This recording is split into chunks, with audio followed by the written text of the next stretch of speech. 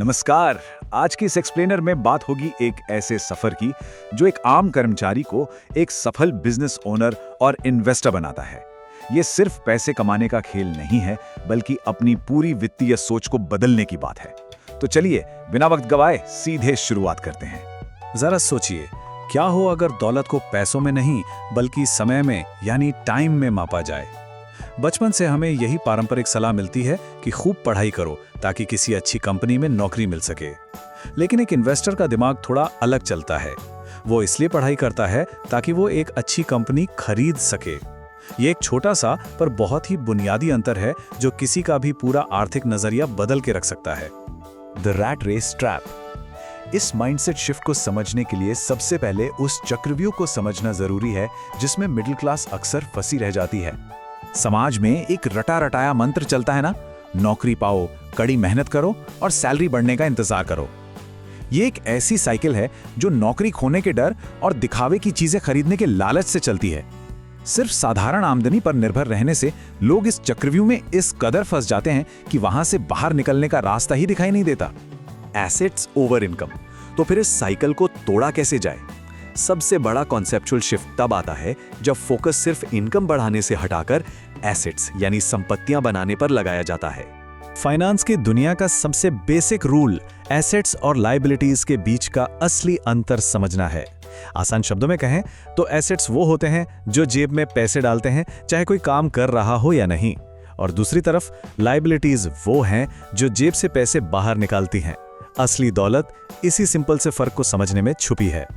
इसका एक बहुत ही बढ़िया उदाहरण किम कियोसाकी का है, जिन्होंने हवाई में एक 60 फुट लंबी सेलबोट खरीदी थी। आमतौर पर एक नाव को एक बहुत बड़ी लायबिलिटी माना जाता है ना? लेकिन उन्होंने इसे एक चार्टर कंपनी को सौंप दिया।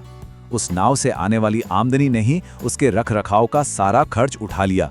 देखा, इस तरह एक लायबिलिटी को एक बेहतरीन इनकम जनरेटिंग एसेट में बदल दिया गया। सच्चे एसेट्स आखिर है क्या? अमीर लोग अपना ध्यान महंगी गाड़ियां या बड़े घर खरीदने के बजाय इन सच्चे एसेट्स को इकट्ठा करने में लगाते हैं। इनमें शामिल हैं बिजनेस, आमदनी देने वाली रियल एस्टेट्स, स्टॉक्स, बॉन्ड्स और अपनी इंटेलेक्चुअल प्रॉपर्टी से मिलने वाली रॉयल्टी। ये सभी पैसिव इनकम के वो ठोस साधन हैं जो समय के साथ लगातार वेल्थ बढ़ाते हैं। The cash flow quadrant. अब सवाल उठता है कि इन एसेट्स को बनाया कैसे जाए। इसे समझने के लिए उन 4 अलग अलग कैटेगरीज को देखना होगा जिनसे लोग अपनी आमदनी पैदा करते हैं। दुनिया में इनकम जनरेट करने के 4 मुख्य तरीके हैं। इसे कैश फ्लो क्वाड्रेंट कहते हैं। ये हैं E यानी एम्प्लॉय, S यानी सेल्फ एम्प्लॉयड, B यानी बिजनेस ओनर और आखिर में I यानी इन्वेस्टर। हर इंसान इन्हीं 4 में से किसी एक तरीके से अपना पैसा कमाता है। पर इस क्वाड्रेंट की सबसे चौंकाने वाली बात क्या है? वो है टैक्स का असर। एक एम्प्लॉय या सेल्फ एम्प्लॉयड इंसान पहले कमाता है, फिर टैक्स भरता है और आखिर में बचे हुए पैसे खर्च करता है। लेकिन बिजनेस ओनर और इन्वेस्टर की अप्रोच बिल्कुल अलग है। वो पहले कमाते हैं, खर्च करते हैं और उसके बाद टैक्स भरते हैं। क्वाड्रेंट के राइट साइड में जाने से कॉर्पोरेट स्ट्रक्चर्स का फायदा मिलता है, जिससे टैक्स भी बचता है और पैसा खुद काम करने लगता है। Real transition stories. ये सारी बातें सिर्फ किताबी थ्योरी तक सीमित नहीं हैं। असल जिंदगी में भी आम लोगों ने इस बदलाव को सफलतापूर्वक अपनाया है। जैसे अरकानसास के एक युवा डेविड लुकास की कहानी ले लीजिए। उन्होंने सबसे पहले अपने अंदर के सेल्फ डाउट यानी आत्मसंदेह पर काबू पाया, फिर बैंक से लोन सिक्योर किया और एक एक करके 8 किराए की प्रॉपर्टीज खरीदी।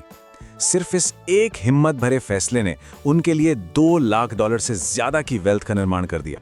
एक और शानदार मिसाल देखते हैं। एक महिला जो पूरी तरह से सरकारी सहायता यानी वेलफेयर पर निर्भर थी, उन्होंने अपनी एक दोस्त के साथ मिलकर पहले से मुनाफे में चल रहे एक मेडिकल क्लिनिक को खरीद लिया। इस एक साहसिक कदम ने उन्हें सीधा क्वाड्रेंट के दूसरे हिस्से में पहुंचा दिया और उनकी आर्थिक स्थिति हमेशा के लिए बदल गई। Navigating the risks. ये कहानियां निश्चित रूप से प्रेरणा देती हैं, लेकिन इस पूरी कार्यप्रणाली से जुड़े जोखिमों और आलोचनाओं को निष्पक्ष रूप से देखना भी उतना ही जरूरी है। कई फाइनेंशियल एक्सपर्ट्स इन तरीकों को लेकर गंभीर चेतावनी देते हैं। उदाहरण के लिए Harvard MBA John T read का मानना है कि ये फिलॉसफी अक्सर रातों रात अमीर बनने की किसी स्कीम जैसी लगती है। बिना किसी डाउन पेमेंट के, जीरो मनी डाउन के साथ रियल एस्टेट फ्लिक करने की इस सलाह को वे बेहद खतरनाक मानते हैं। वहीं दूसरी तरफ इस फ्रेमवर्क को सपोर्ट करने वाले भी हैं, द व्हाइट कोट इन्वेस्टर जैसे एक्सपर्ट्स का तर्क है कि भले ही कुछ स्पेसिफिक टैक्टिकल सलाहों में कमियां हो सकती हैं, लेकिन टैक्स आर्बिट्रेज और पैसिव इनकम के जो कोर कंसेप्ट्स हैं वे पूरी तरह से सच हैं। दूसरों के वक्त और पैसों को अपने फायदे के लिए काम पर लगाना वाकई एक बहुत ही पावरफुल स्ट्रैटेजी है। तो इस पूरी बहस से क्या निष्कर्ष निकलता है? बात सिंपल है, रिस्क से भागने के बजाय उसे मैनेज करना सीखना चाहिए। एक्सपर्ट्स की आम राय यही है कि रातों रात अपनी एक नियमित नौकरी छोड़ देने की लापरवाही करने के बजाय नौकरी करते हुए धीरे धीरे ठोस एसेट्स का एक मजबूत आधार बनाना ज्यादा समझदारी का काम है। The wealth mindset. आखिर में इस बदलाव को सुरक्षित तरीके से पूरा करने के लिए सिर्फ फिगर समझना काफी नहीं है। इसके लिए फाइनेंशियल साइकोलॉजी यानी हमारी सोच में एक फंडामेंटल रीवायरिंग की जरूरत होती है। दौलत को लेकर दो बिल्कुल अलग नजरिए होते हैं। एक है स्कार्सिटी माइंडसेट, जो मानता है कि रिसोर्सेज लिमिटेड हैं, इसीलिए भारी कंजूसी की जरूरत है। और दूसरा है अबंडेंस माइंडसेट, जो मानता है कि इस पाई को बड़ा किया जा सकता है और इनकम की कोई लिमिट नहीं है। यही अबंडेंस वाली सोच लोगों को दशकों तक सिर्फ पैसे बचाने की आदत से बाहर निकालती है और उन्हें एंटरप्रेन्योरियल ग्रोथ की तरफ ले जाती है। दौलत बनाने के सफर में 5 बड़ी रुकावटें आती हैं: डर, निंदा यानी सिनिसिज्म, आलस, बुरी आदतें और अहंकार। कई बार तो फाइनेंशियली लिटरेट लोग भी संपत्ति बनाने में फेल हो जाते हैं क्योंकि वे डर या निंदा का शिकार हो जाते हैं। इन रुकावटों को पार करने के लिए लगातार सीखते रहने और निडरता की जरूरत होती है। एक बहुत ही छोटा सा पर असरदार मेंटल शिफ्ट देखिए। मैं इसे अफोर्ड नहीं कर सकता, ये कहने के बजाय अगर ये पूछा जाए कि मैं इसे कैसे अफोर्ड कर सकता हूं तो क्या होगा।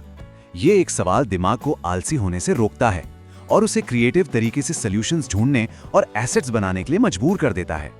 Final thoughts. तो इस सारी चर्चा को समेटते हुए सबसे जरूरी बात ये निकल कर आती है कि एक एम्प्लॉय से इन्वेस्टर बनने की ये पूरी जर्नी सिर्फ एक चीज पर टिकी है कि कितनी जल्दी हम अपनी मेहनत की कमाई को यानी अर्न्ड इनकम को पोर्टफोलियो इनकम में कन्वर्ट कर सकते हैं। और ये एक बहुत ही गहरे सवाल पर लाकर खड़ा कर देता है, आज कौन से नए एसेट्स बनाए जा रहे हैं? जैसे ही ये ट्रांजिशन शुरू होता है तो बस अपनी रोजमर्रा की रूटीन को देखना चाहिए और सोचना चाहिए कि क्या वर्तमान कदम लायबिलिटीज खरीद रहे हैं या आने वाले कल के लिए परमानेंट एसेट्स बना रहे हैं। और इसी थॉट प्रोवोकिंग सवाल के साथ हमारा आज का ये एक्सप्लेनर यहीं समाप्त होता है।